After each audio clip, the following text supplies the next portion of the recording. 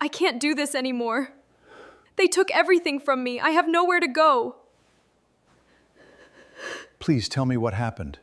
The words came from behind the kitchen door, trembling through a voice that sounded like it was trying not to break. I need a boyfriend, just for tomorrow. The millionaire standing silently in the hallway froze. He had heard thousands of desperate requests in his life, but something about the fear in her voice made him stop breathing.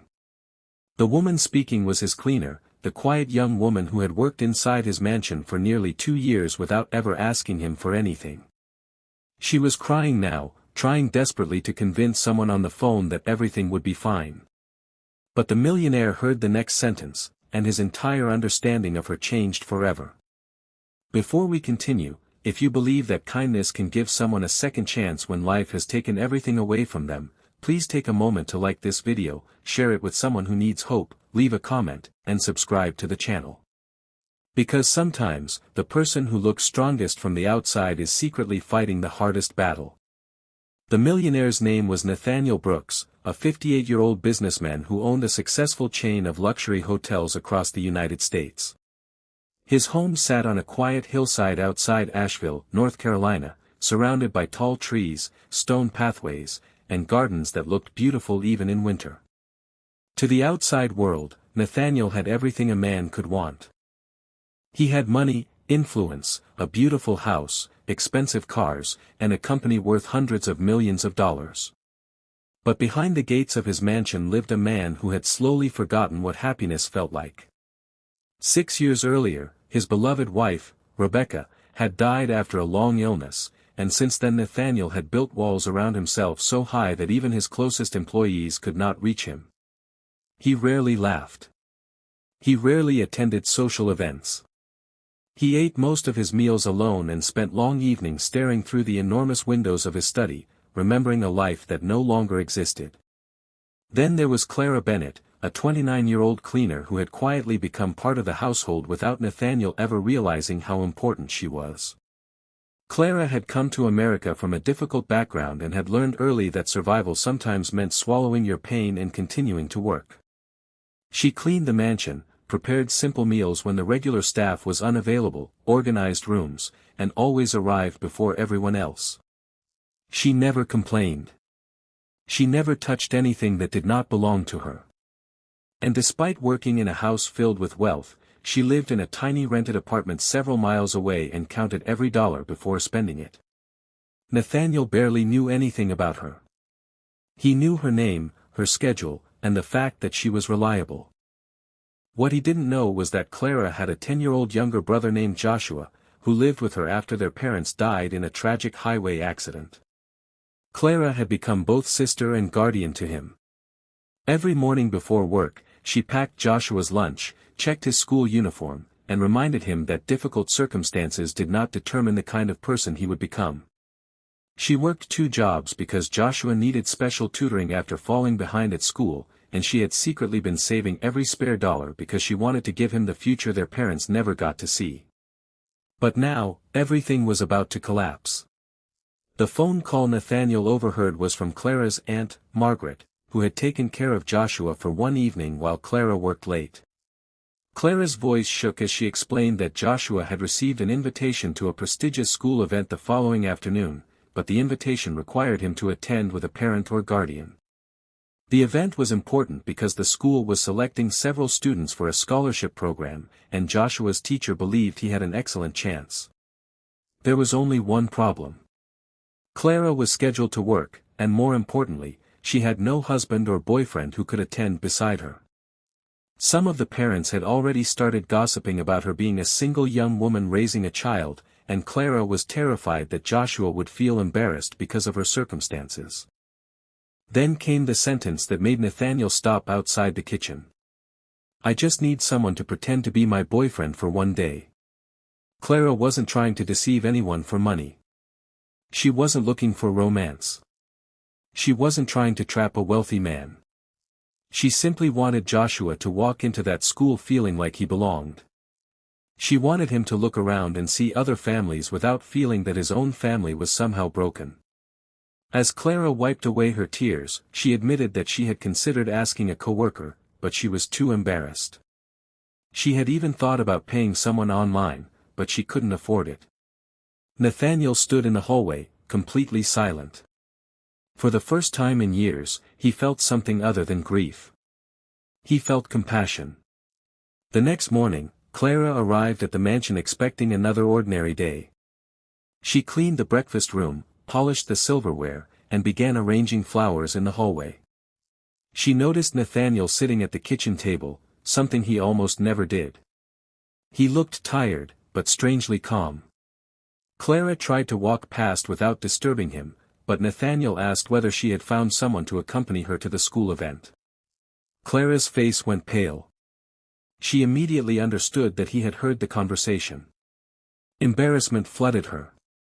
She lowered her eyes and apologized, explaining that she had not intended for him to hear anything. She told him that she understood how ridiculous it sounded and promised that the matter would never interfere with her work. Nathaniel surprised her by saying that she had nothing to apologize for. Then he offered to accompany her. Clara thought he was joking. But Nathaniel wasn't. He explained that he had spent years surrounded by people who wanted something from him. Clara was different. She had never once asked him for money, favors, or special treatment. She had simply worked hard and cared for her family. If pretending to be her boyfriend for one afternoon could help Joshua feel proud and confident, he was willing to do it. Clara hesitated for a long time before accepting. The following afternoon, Nathaniel arrived outside Clara's small apartment wearing a simple dark suit instead of his usual expensive formal clothes. When Joshua opened the door and saw him standing beside Clara, his eyes widened. He had heard stories about Nathaniel but had never imagined that the quiet man from his sister's workplace would actually come with them. What happened next was something Nathaniel never expected. Joshua did not care about the mansion, the hotels, the expensive watch, or the black luxury car waiting outside. He simply wanted to know whether Nathaniel liked baseball, whether he knew how to make pancakes, and whether he would be willing to help with homework. Nathaniel found himself laughing at the boy's endless questions. It was the first genuine laugh that had escaped him in years. Clara noticed it. She looked at Nathaniel as though she had just witnessed something impossible. At the school event, Joshua stood proudly between Clara and Nathaniel. He introduced them with a smile, and for a few hours, Nathaniel forgot that the entire arrangement was supposed to be pretend. He watched Clara encourage Joshua, fix his collar, and remind him to believe in himself. He realized that she wasn't simply raising a child. She was protecting the last piece of family she had left. Then something unexpected happened. Joshua was called onto the stage and announced as one of the recipients of the school's scholarship.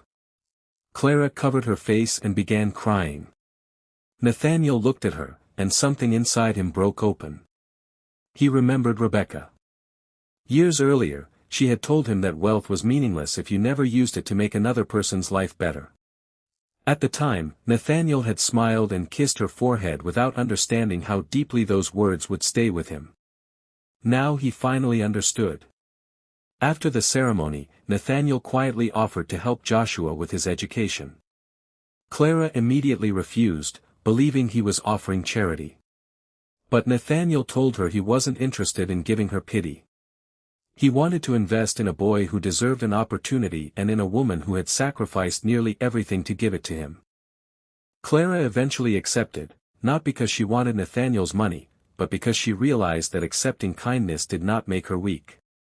Over the following months, something beautiful began to happen. Nathaniel started visiting Joshua's school events. He began eating dinner with Clara and Joshua. He started laughing again. The mansion that had once felt like a museum of grief slowly became a home. But Clara remained afraid that their relationship existed only because of the circumstances that brought them together. One evening, she finally told Nathaniel that she didn't want him to feel obligated to stay in their lives. She reminded him that their original agreement had been for one day. Nathaniel looked at her and admitted that the one-day arrangement had changed him more than the previous 6 years of his life. He wasn't staying because he felt sorry for her. He was staying because somewhere along the way, Clara and Joshua had become his family too. A year later, the mansion looked completely different. There were children's drawings on the refrigerator, books on the living room table, and laughter coming from the kitchen. Nathaniel still ran his hotels, but he no longer spent his evenings alone. Clara was no longer just the cleaner. She had become the person who reminded him that love could return after loss.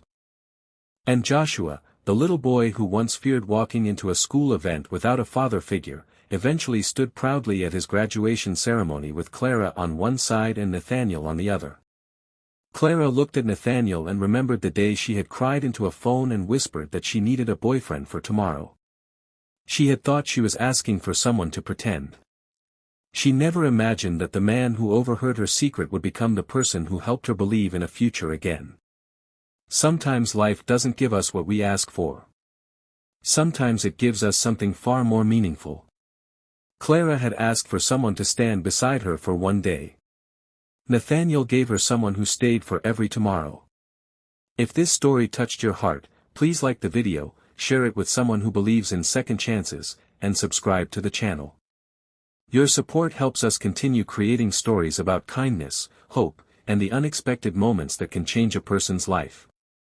And before you go, comment, "Kindness changes everything," if you believe that one act of kindness can completely change someone's future. Because sometimes, the person standing quietly in front of you isn't asking to be rescued. They are simply hoping that, for once, someone will choose to stand beside them.